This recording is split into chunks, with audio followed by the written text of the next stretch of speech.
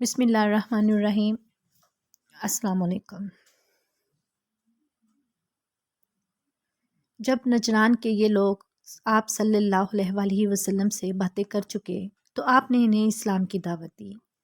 قرآن کریم کی کچھ آیات پڑھ کر سنائیں۔ آیات سن کر ان کی آنکھوں میں آنسو آ گئے۔ ان کے دلوں نے اس کلام کی سچائی کی گواہی دے دی، چنانچہ فوراً ہی آپ صلی اللہ علیہ وآلہ وسلم پر ایمان لے آئے۔ ان لوگوں نے اپنی مذہبی کتابوں میں حضرت صلی اللہ علیہ وآلہ وسلم کی صفات اور خبریں پڑھ رکھی تھیں، اس لیے آپ کو دیکھ کر پہچان گئے کہ آپ ہی نبی آخر الزماں ہیں۔ اس کے بعد یہ لوگ اٹھ کر جانے لگے تو ابو جہل اور چند دوسرے قریشی سرداروں نے انہیں روکا اور کہا، خدا تمہیں رسوا کرے، تمہیں بھیجا تو اس لیے گیا تھا کہ تم یہاں اس شخص کے بارے میں معلومات حاصل کر کے انہیں بتاؤ، مگر تم اس کے پاس بیٹھ کر اپنا دین ہی چھوڑ بیٹھے۔ تم سے زیادہ احمق اور بے عقل قافلہ ہم نے آج تک نہیں دیکھا۔ اس پر نجران کے لوگوں نے کہا، تم لوگوں کو ہمارا سلام ہے، ہم سے تمہیں کیا واسطہ، تم اپنے کام سے کام رکھو، ہمیں اپنی مرضی سے کام کرنے دو۔ اللہ تعالیٰ نے سورۃ المائدہ میں ان کی تعریف بیان فرمائی۔ اسی طرح قبیلہ آزاد کے ایک شخص جن کا نام زمات تھا، مکائے، یہ صاحب جھاڑ پھونک سے جنات کا اثر ظاہر کیا کرتے تھے۔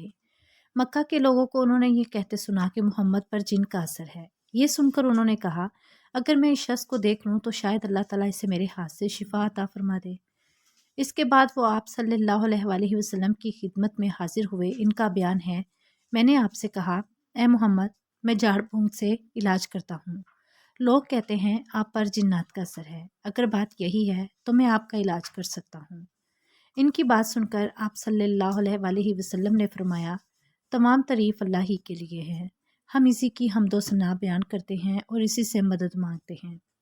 جسے اللہ تعالیٰ ہدایت فرماتا ہے اسے کوئی گمراہ نہیں کر سکتا، اور جسے اللہ تعالیٰ گمراہی نصیب کرتا ہے اسے کوئی ہدایت نہیں دے سکتا۔ میں گواہی دیتا ہوں کہ اللہ تعالیٰ کے سوا کوئی معبود نہیں، اس کا کوئی شریک، اور میں ہی گواہی دیتا ہوں کہ محمد اللہ کے رسول ہیں۔ انہوں نے آپ کی بات سن کر کہا، یہ کلمات میرے سامنے دوبارہ پڑھیے۔ آپ نے کلمہ شہادت 3 مرتبہ دہرایا۔ تب انہوں نے کہا، میں نے کاہنوں کے کلمات سنے ہیں، جادوگروں اور شاعروں کے کلمات بھی سنے ہیں، مگر آپ کے ان کلمات جیسے کلمات کبھی نہیں سنے۔ اپنا ہاتھ دیں، میں اسلام قبول کرتا ہوں۔ چنانچہ زماد رضی اللہ عنہ نے اسی وقت آپ کے ہاتھ پر بیعت کی۔ آپ نے فرمایا، اپنی قوم کے لیے بھی بیعت کرتے ہو؟ جواب میں انہوں نے کہا، ہاں، میں اپنی قوم کی طرف سے بھی بیعت کرتا ہوں۔ اس طرح یہ صاحب جو آپ پر سے جنات کا اثر اتارنے کی نیت سے آئے تھے، خود مسلمان ہو گئے۔ ویسے اور بھی بہت سے واقعات پیش آئے۔ نبی کریم صلی اللہ علیہ وآلہ وسلم کی نبوت کو 10 سال کا عرصہ گزر چکا تو آپ کی زوجہ محترمہ حضرت خدیجہ رضی اللہ عنہا انتقال کر گئیں۔ اس سے چند دن پہلے ابو طالب فوت ہو گئے تھے۔ حضرت خدیجہ الکبریٰ رضی اللہ عنہا کو خجون کے قبرستان میں دفن کیا گیا۔ آپ صلی اللہ علیہ وآلہ وسلم خود ان کی قبر میں اترے۔ انتقال کے وقت حضرت خدیجہ رضی اللہ عنہا کی عمر 65 سال تھی۔ اس وقت تک نماز جنازہ کا حکم نہیں ہوا تھا۔ اس سال کو سیرت نگاروں نے عام الحزن یعنی غم کا سال قرار دیا، کیونکہ ہر موقع پر ساتھ دینے والی 2 ہستیاں اس دنیا سے رخصت ہو گئی تھیں۔ آپ ہر وقت غمگین رہنے لگے، گھر سے بھی کم نکلتے۔ حضرت خدیجہ رضی اللہ عنہا شادی کے بعد 25 سال تک آپ کے ساتھ رہیں۔ اتنی طویل مدت تک آپ کا اور ان کا ساتھ رہا تھا۔ ابو طالب جب بیمار ہوئے تو آپ صلی اللہ علیہ وآلہ وسلم ان سے ملنے کے لیے آئے۔ اس وقت قریش کے سردار بھی وہاں موجود تھے۔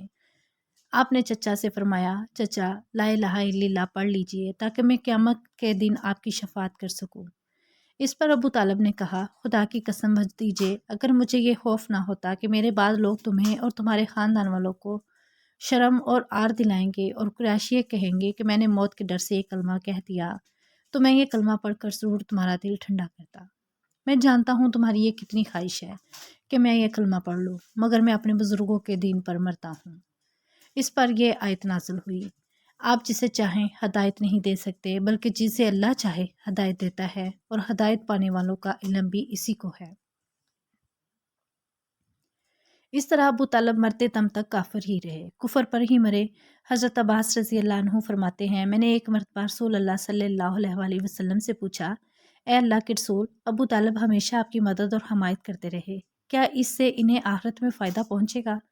جواب میں آپ صلی اللہ علیہ وسلم نے ارشاد فرمایا، ہاں مجھے ان کی قیامت کے دن کی حالت دکھائی گئی، میں نے انہیں جہنم کے اوپر والے حصے میں پایا، ورنہ وہ جہنم کے نچلے حصے میں ہوتے۔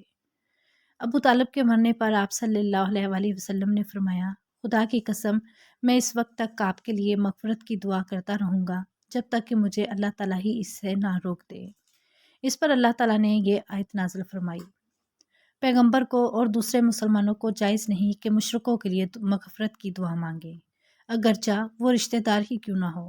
اس امر کے ظاہر ہو جانے کے بعد یہ لوگ دوزخی ہیں۔ اس سے بھی ثابت ہوا کہ ابو طالب ایمان پر نہیں مرے تھے۔ حضرت خدیجہ رضی اللہ عنہا کا انتقال رمضان کے مہینے میں ہوا تھا۔ ان کی وفات کے بعد چند ماہ بعد آپ نے حضرت سودا بنت زمعہ رضی اللہ عنہا سے شادی فرمائی۔ آپ سے پہلے ان کی شادی ان کے چچا کے بیٹے سکران رضی اللہ عنہ سے ہوئی تھی۔ حضرت سکران رضی اللہ عنہ دوسری ہجرت کے حکم کے وقت ان کے ساتھ حبشہ ہجرت کر گئے تھے، مگر مکہ واپس آ گئے تھے۔